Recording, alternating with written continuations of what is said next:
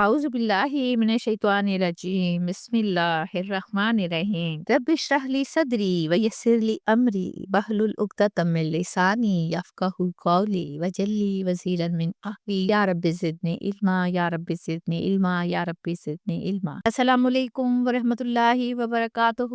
آج اس ویڈیو میں ہم ایسی دعا پڑھیں گے جس سے انسان کی تمام مشکلات حل ہو جائیں گی۔ وہ کام اللہ تعالیٰ اس کے لیے اتنا آسان کر دیں گے جتنا اس نے سوچا بھی نہیں ہوگا۔ اور ہم نے اکثر یہ سنا ہے، آپ بھی سنیے اور غور کیجئے کہ اللہ تعالیٰ کتنے رحم دل ہیں ہم سب انسانوں کے لیے۔ شروع کرتے ہیں۔ کیسے ہیں شہزادے بچے؟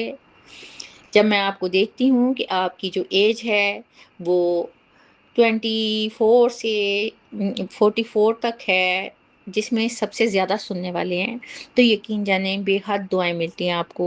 اللہ تعالیٰ جب اس علم میں اس یعنی کہ ایج میں آپ کے دل کو روشن کر دے گا، آپ کی روشن جو ہو جائے روح ہو جائے گی، تو پھر دیکھیے آپ کیا کمال ٹھائیں گے، آپ میں سے کتنے داعیے دین بنیں گے، یہ اللہ تعالیٰ بہتر جانتا ہے، لیکن مجھے نظر آ رہا ہے۔ آئیے دیکھیں پچھلے آیات میں ہم نے کیا پڑھا تھا۔ پچھلی آیات میں حضرت موسیٰ علیہ السلام کو 2 معجزات عطا کیے گئے تھے اللہ کی طرف سے، جن کا مقصد انہیں اللہ کی قدرت دکھانا اور آئندہ فرعون کے دربار میں پیش کرنا تھا۔ فرعون وہ ظالم و جابر حکمران تھا جو خدائی کا دعویٰ کرتا تھا، اور خاص طور پر بنی اسرائیل کی قوم کو اس نے غلام بنا رکھا تھا اور ان پر بے پناہ ظلم ڈھاتا تھا۔ ہم پڑھیں گے آیت نمبر 25 اور 26۔ کالا، کہا، کس نے کہا؟ موسیٰ نے کہا، ربی، اے میرے رب، کالا ربی، کہا موسیٰ نے، اے میرے رب، اشرح لی صدری، کھول دے میرا سینہ۔ ہم دعا کرتے ہیں نا، رب اشرح لی صدری، اے میرے رب میرا سینہ کھول دیجئے۔ اگلی آیا ہے، وَيَسِّرْ لِي أَمْرِي، اور آسان کر دے میرے لیے میرا کام۔ کتنی خوبصورت دعا ہے، کتنی پرفیکٹ دعا ہے، لیکن ابھی دعا شروع ہوئی ہے۔ اللہ سبحانہ تعالیٰ نے موضع عطا کر دیے، حکم بھی دے دیا کہ یہ موضع لے کر کہاں جانا ہے؟ فرعون کے پاس جانا ہے، جو سرکش ہو گیا ہے، خدائی کا دعویٰ کرتا ہے اور بنی اسرائیل پر سخت ظلم کرتا ہے۔ دیکھیں کام بہت بڑا ہے، اللہ کی مدد کی ضرورت تھی نا۔ حضرت موسیٰ علیہ السلام اللہ تعالیٰ سے فرماتے ہیں، اب دعا مانگتے ہیں کہ بہت بڑا کام مل گیا ہے، کیسے کروں؟ اللہ تعالیٰ کی مدد کے سوا تو ہونے والا نہیں ہے۔ کیا دعا کرتے ہیں؟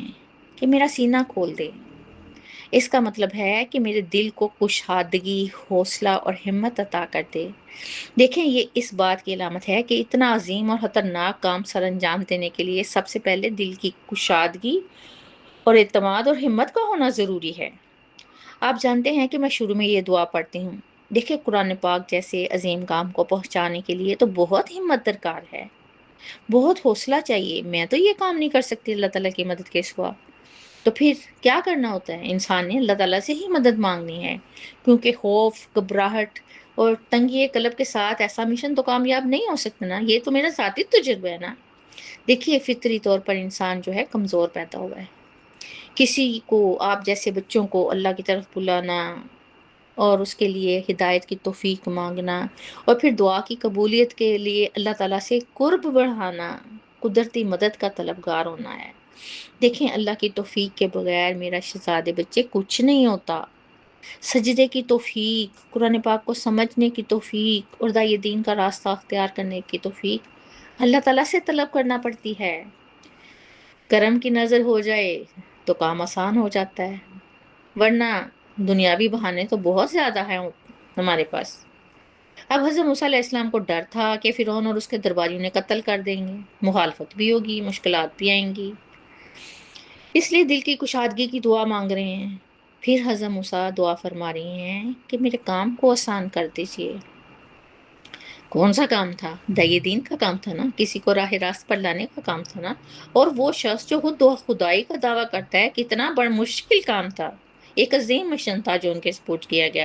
اس میں آنے والی رکاوٹیں ہیں جو اللہ تعالیٰ سے دور فرمانے کی دعا کی گئی اور اسباب مددگار بنانے کی دعا کی گئی۔ دونوں دعائیں ایک دوسرے سے جڑی ہیں۔ پہلے باطنی کیفیت ہے، یعنی دل کا اطمینان، حوصلہ ہوگا تو پھر آگے چلیں گے نا، اور پھر ظاہری حالات کی سہولت۔ دونوں کی درخواست، کوئی بھی بڑا کام، خاص طور پر دعوت حق کی طرف بلانے کا کام، محض ظاہری وسائل سے پورا نہیں ہوتا۔ اللہ تعالیٰ توفیق اور آسانی، اللہ تعالیٰ سے ہمیں توفیق اور آسانی درکار ہوتی ہے۔ یہ دعا تو ہر مومن کے لیے سبق ہے کہ ہر مشکل کام کا آغاز کرنے سے پہلے اللہ تعالیٰ سے آسانی طلب کر لے۔ دعا کا اگلا حصہ سورۃ طٰہٰ کی آیت نمبر 27 سے 30 تک پڑھتے ہیں۔ وَاحْلُلْ عُقْدَةً مِّن لِّسَانِی، اور کھول دے گرا من لسانی میری زبان کی۔ اگلی آیا ہے یفقہوا قولی، تاکہ لوگ میری بات سمجھ لیں۔ اگلی آیا ہے وَاجْعَل لِّی، اور بنا دے میرے لیے وزیراً، ایک وزیر یعنی مددگار، من اہلی، میرے گھر والوں میں سے۔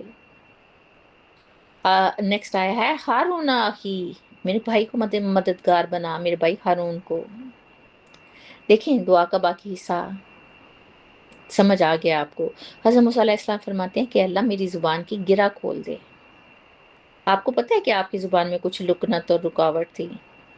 بچپن میں ایک دفعہ انہوں نے فرعون کی داڑھی پکڑ لی تھی، جس پر فرعون نے انہیں آزمانے کے لیے آگ کا انگارہ اور کھجور رکھی کہ دیکھیں اگر اس بچے کو سمجھ ہوئی تو یہ کھجور اٹھائے گا، لیکن چونکہ بچہ نہ سمجھ تھا انہوں نے انگارہ منہ میں رکھ لیا، جس سے زبان میں لکنت آ گئی تھی اور الفاظ صحیح طور پر ادا نہیں ہوتے تھے۔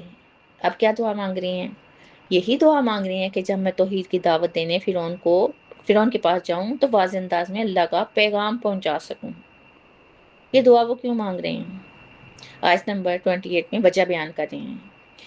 میرے اللہ میری زبان صاف کر دے تاکہ تیرے پیغام کو وہ لوگ سمجھ سکیں۔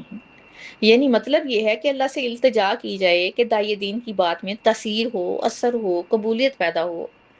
یہ دعا اس بات کی بھی دلیل ہے کہ دعوت حق کے کام میں فصاحت کلام اور فصاحت ابلاغ کتنی اہمیت رکھتا ہے۔ پیغام جتنا صاف اور مؤثر انداز میں پہنچے گا اتنا ہی اثر رکھے گا نا۔ اپنی کمزوری چھپانے کی بجائے حضرت موسیٰ علیہ السلام نے براہ راست اللہ تعالیٰ سے اس کا حل مانگا۔ دیکھیں پہلی 4 دعائیں تو ان کی اپنی ذات کے لیے تھیں۔ اب آتے ہیں آیت نمبر 29 میں۔ اب وہ اپنے ساتھ ایک مددگار مانگ رہے ہیں۔ اب مددگار کیوں مانگا جا رہا ہے؟ جیسے ڈر لگتا ہے کہ میں یہ کام اکیلے نہیں کر پاؤں گا، ایک مددگار ہونا چاہیے۔ یعنی ایک عظیم ذمہ داری کو اٹھانے کے لیے انہیں ایک مددگار کی ضرورت ہے۔ دیکھیں دعوت حق کا کام محض ایک فرد کی ذمہ داری سے ختم نہیں ہو جاتا۔ غور کریں، میں آپ کو بتاتی ہوں، آپ آگے بتائیں گے، پھر وہ آگے بتائے گا، یعنی کہ ایک سلسلہ جاری رکھنا پڑتا ہے۔ غور کریں تو آج ہمیں کتنے ذرائع کی ضرورت ہوتی ہے۔ اب دیکھیں مددگار مانگا تو اپنے گھر والوں سے مانگا، کیونکہ گھر کے افراد کے بارے میں انسان دوسروں سے بہتر جانتا ہے، اور گھر کا فرد جو ہوتا ہے اعتماد کے قابل بھی ہوتا ہے۔ دعا کے اگلے حصے میں اور آیت نمبر 30 میں کس کو مددگار مانگتے ہیں؟ اپنے بھائی ہارون کو۔ موسیٰ علیہ السلام نے دانستہ طور پر اپنے سگے بھائی کو منتخب کیا، کیونکہ ایک تو خون رشتہ ہے، دوسرے ہارون علیہ السلام جو ہیں زبان میں ان کی فصاحت ہے، روانی ہے، خوب بولتے ہیں، اچھا بولتے ہیں۔ اسی طرح حضرت موسیٰ علیہ السلام کی زبان کی رکاوٹ کی تلافی بھی ہو جاتی ہے۔ اللہ تعالیٰ نے موسیٰ کی یہ دعا قبول فرمائی اور ہارون علیہ السلام کو بھی نبوت سے سرفراز فرمایا۔ سورۃ طٰہٰ کی آیت نمبر 31 سے 35 تک پڑھتے ہیں۔ اشدد بھی مضبوط فرما اس سے، ازری میری قوت کو، کس سے؟ حضرت ہارون علیہ السلام کی مدد سے۔ اشریک ہوں، اور شریک کر اسے، فی امری میرے کام میں، یعنی نبوت کے کام میں شامل کر۔ کہ نسبحا کا، ہم تسبیح بیان کریں تیری، کثیرن بہت زیادہ۔ نیکسٹ آیا ہے ونذکرہ کا کثیرا، اور ہم یاد کریں تجھے کثرت سے۔ انا کا کنتو، بے شک تو ہی ہے، بنا بصیرہ، یہ 35 نمبر آیت تھی، ہمیں خوب دیکھنے والا۔ ابھی حضرت موسیٰ علیہ السلام کی دعا کا تسلسل جاری ہے جو انہوں نے فرعون کے پاس جانے سے پہلے مانگی۔ ازر کمر کو کہتے ہیں، اور آپ جانتے ہیں نا کہ کمر انسانی جسم کا وہ حصہ ہوتا ہے جس پر پورے بدن کا انحصار ہے۔ کمر مضبوط ہو تو انسان خوب بوجھ اٹھا سکتا ہے، سیدھا کھڑا ہو سکتا ہے۔ موسیٰ علیہ السلام دعا کرتے ہوئے فرما رہے ہیں کہ اے اللہ ہارون کو میرا سہارا بنا دے اور اس کے ذریعے مجھے طاقت عطا کر۔ یہ دعا اس بات کی دلیل ہے کہ نبوت کے کٹھن فرائض میں تنہا نہیں بلکہ باہمی تعاون اور رفاقت اللہ کی سنت رہی ہے۔